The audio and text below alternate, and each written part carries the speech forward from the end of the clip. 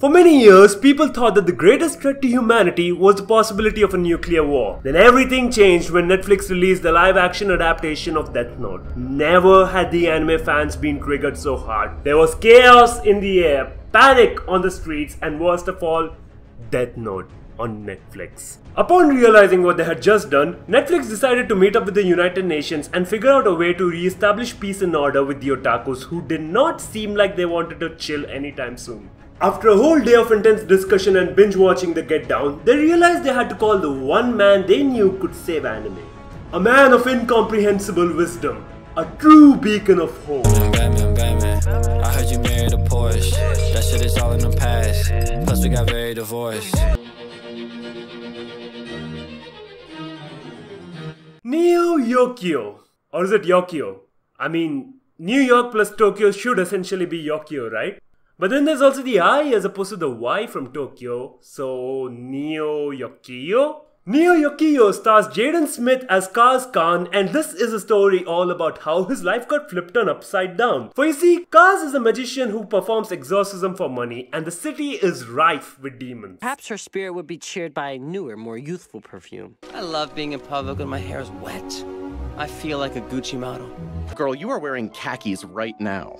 These are Ralph, though! What are you doing after school? Come to my apartment, we can get high and have a fashion show. Hold it, wait, what the fuck? I was sure this show was about exorcism. Hang on, I need to check back a little. Episode 4, nope, nothing. 5, nope, no exorcism here. Not even in 6, nope. Nope, sorry, my bad, I was wrong. Let's do this again. Neo Yokio stars Jaden Smith as Kaz Khan, a new-rich jerk who's only obsessed with fashion, parties, and getting a reservation at Dosia. So strap on your Louis Vuitton handbag and grab that big Toblerone as we explore the life of the city's most eligible bachelor. Second most eligible bachelor. As we explore the life of the city's second most eligible bachelor. Neo Yokio starts off as a monster of the week supernatural anime but quickly forgets all of that as it begins to spew half-ass philosophical bullshit and criticizes capitalism like that one friend in your second year of college that you had mistaken for being smart. Miss Malovich has no words for you puppets of the West. Communism forever. You know who I'm talking about. It feels like 3 different writers were simultaneously hired for this show and they came up with completely different vision for it. And when the producers got hold of all the scripts, they were like, fuck it, let's just put it all in. Also, it's like every character in this show is in some sort of a spell where they have to spell out every single word that's on their mind verbatim. Her withdrawal from society fills me with unease. Just as this calm pool of water sits at the center of a chaotic metropolis, you too have an inner reservoir of peace and tranquility.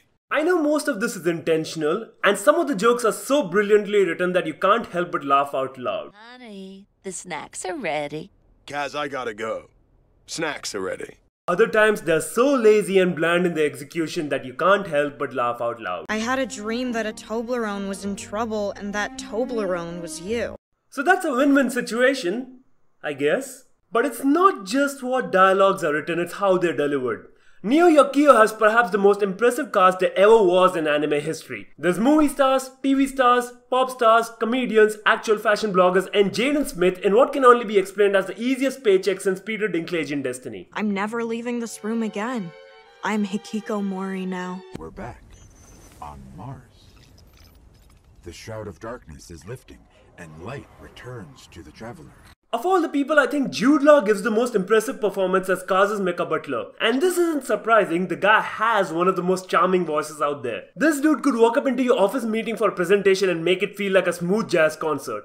Jaden, meanwhile, is completely deadpan and monotonous. And while some may say that this adds to the angst of his character, when you combine it with the awkward lip movement that plagues the entire show, it just feels like he's the one who's in need of exorcism. Sorry guys, but I can barely navigate the hellish vortex between breakfast and dinner.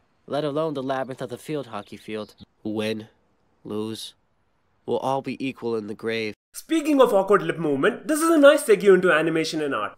Had this anime come out 5 years ago, I could have called its animation god-awful, but right now I don't think there exists a word in the dictionary that can describe it. Many times the characters move in such a stilted manner that you feel like you're watching a moving picture book. The art is, with all due respect, pretty shit. But we're talking about a show where 80% of the budget went on the voice cast and the remaining 20% was cocaine for Jaden Smith. That only leaves the studio with amateurs from DeviantArt.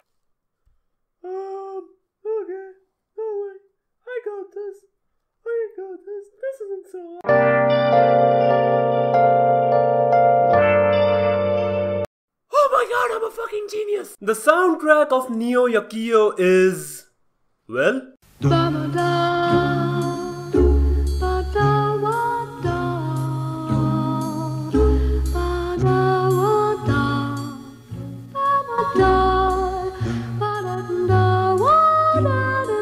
Now it might sound like I think Neo Yokio is shit, and to a certain degree I do think it is shit, but it's my kind of shit. Honestly, there's a lot to like here. Steve Buscemi has never looked better, and there are some genuinely heartbreaking moments that will stay with you till the day you die. On second thought, Kaz, you belong at that ball.